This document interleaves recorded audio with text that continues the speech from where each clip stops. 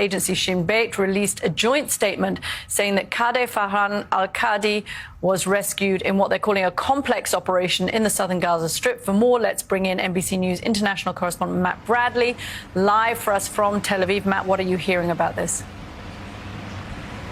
Yeah, everything you're hearing, we're all getting this just now firsthand. We've actually seen the first pictures of Mr. Farhan al-Qadi, and this is a man who has now been here for he was basically hostage for, if you can imagine, 326 days.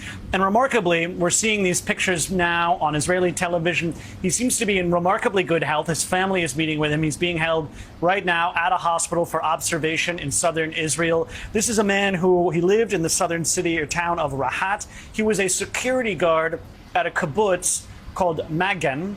And now the military isn't giving a whole lot of details on this. But the fact is, we do need to wonder, and there are some outstanding questions here. If you remember the last time 3 hostages were rescued, there were something like 200 deaths, according to the Palestinian health authorities in the Gaza Strip.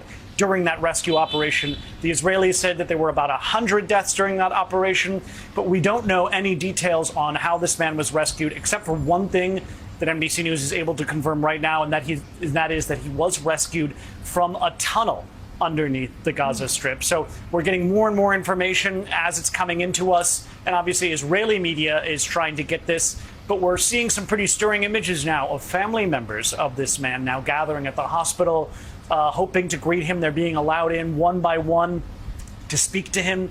He's fully conscious. He is, it looks like, and I don't want to say this too soon, he looks like he's totally healthy. So at this point, we are just waiting for more information. But we have to remember that there are only 8 hostages who have been rescued alive by force by the Israeli military so far in these more than 300 days that have passed since October 7th.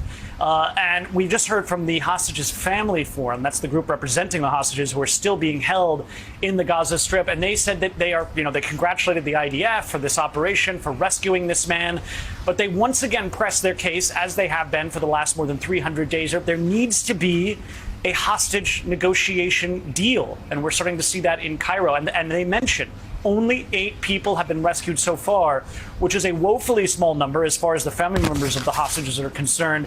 And they once again are pressing their case. There needs to be a deal. Now, we've been hearing from the White House yesterday saying that hostage negotiation deal in Cairo is still ongoing.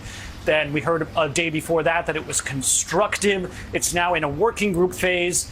But guys, this is still shrouded in pessimism and has been ever since the last successful deal back in November freed more than 100 hostages. So it's still yet to be seen whether that deal is going to go through. But this adds to a lot of the celebration here in Israel.